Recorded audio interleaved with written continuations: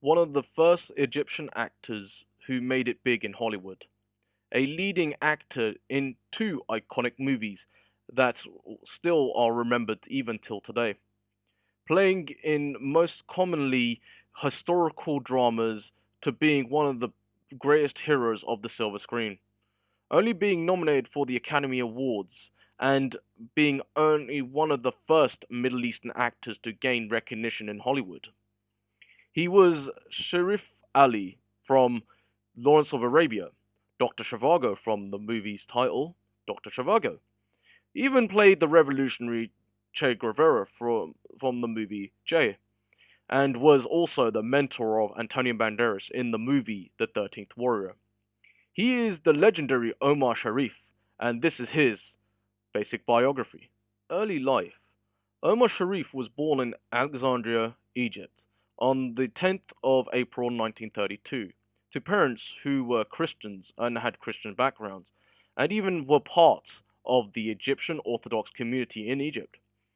He was growing up in Egypt with his father being a carpenter and a wood merchant, and a mother who was able to work for the Egyptian royal family at the time as a servant. The young Omar Sharif was able to attend school in the city of Alexandria and managed to work with his father in the wood business, in which he was able to become a merchant himself, as well as supporting his father in carpentry. Once he graduated from school, he was able to attend university in the 1940s.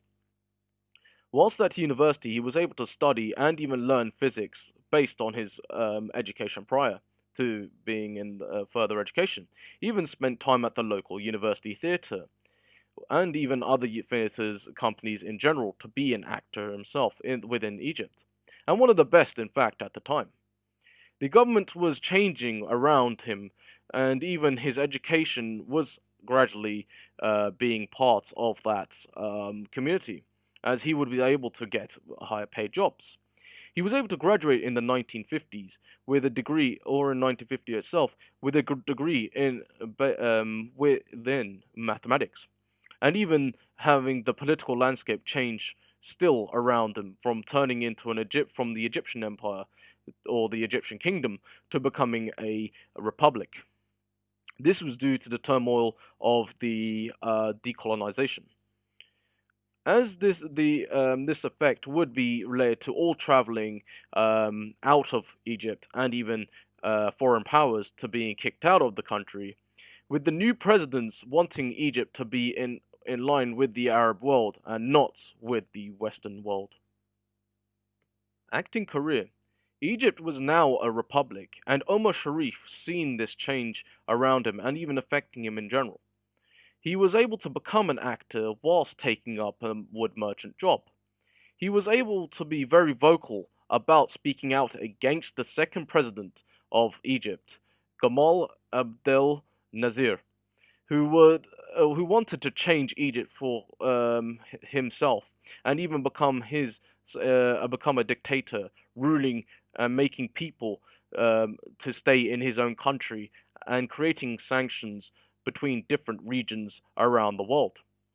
As an actor, Omar Sharif himself had to get himself into cinema, and not being able to be this was not being able to be produced by Hollywood, but only by the Arabic world. This was the period of the 1950s and even the early 60s, in which Egypt was turning into a country that would be run by a dictator and not by a conventional leader who was able to help the arts from going around the world and even supporting people in different countries and even even Egypt itself.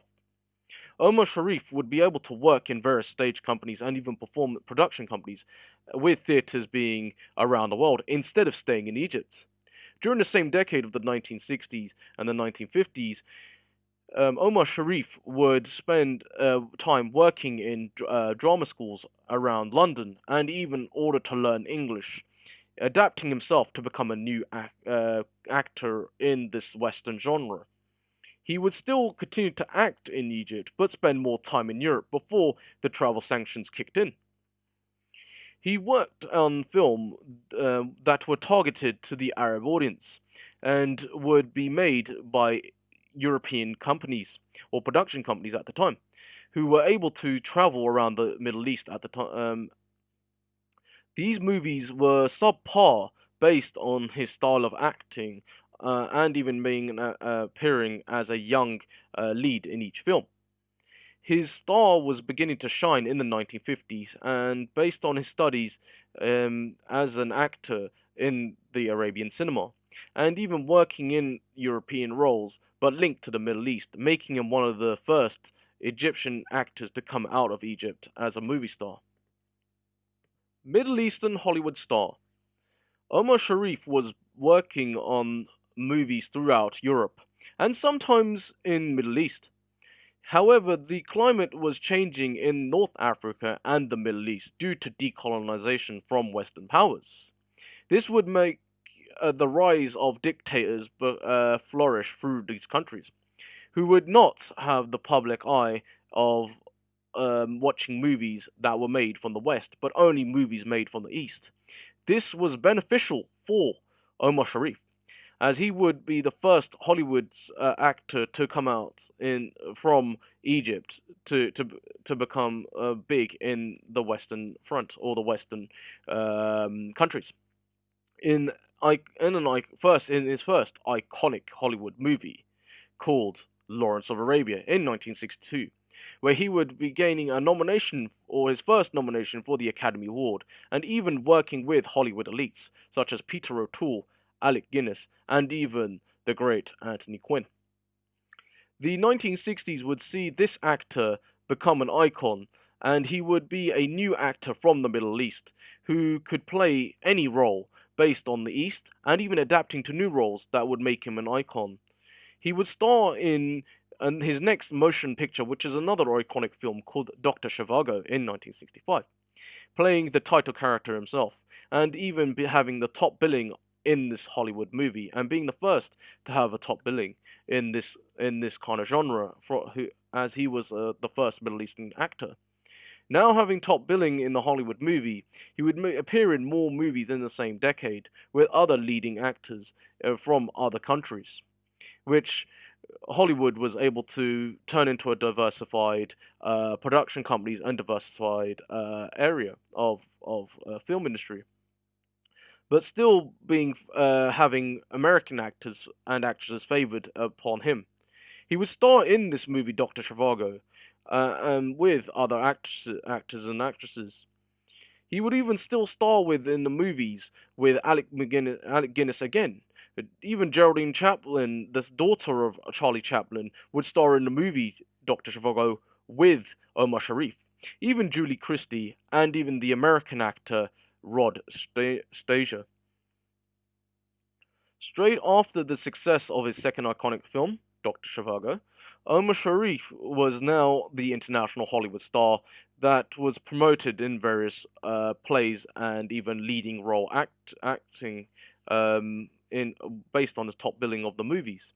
Other actors were better than he was in terms of acting and having acting credits, such as Charlton Heston, Marlon Brando, and many more.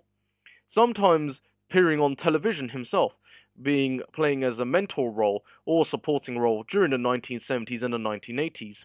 But the 1970s would see him playing Captain Nemo twice, once in film and once in a television adaptation of the film of the book, The Mystery Island. Later, in he would star in action movies and dramas that would be having him as a typecasted as an Asian actor or an older lead.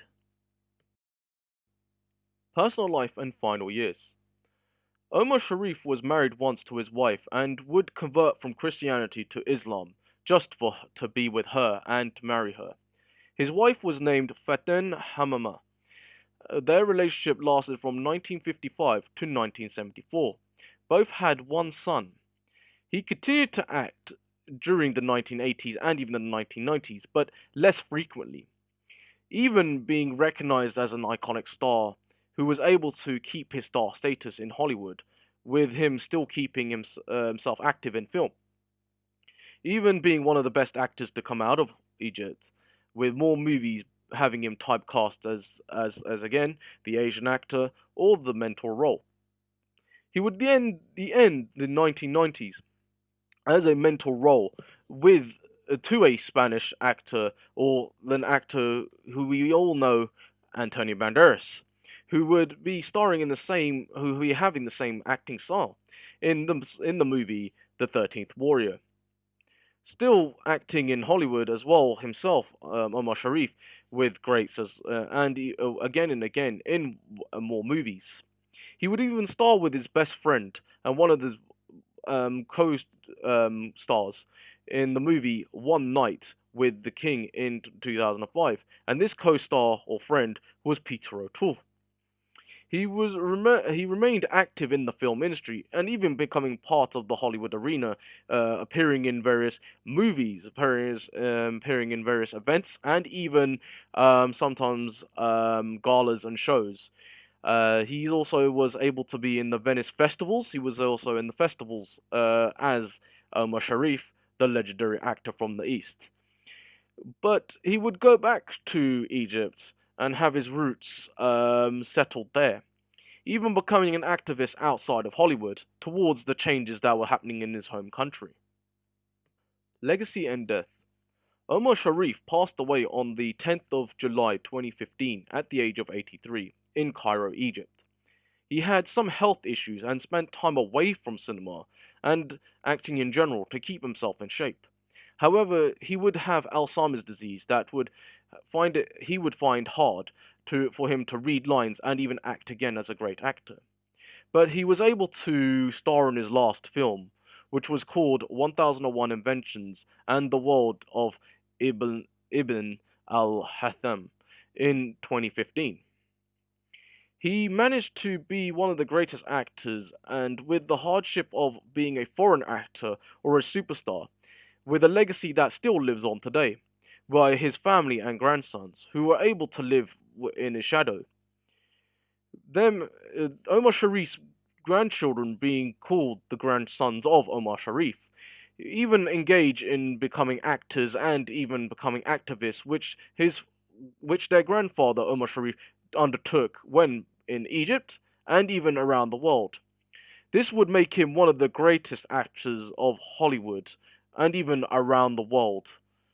This was the great actor Omar Sharif, and he was an activist and an actor and even a legend of the silver screen.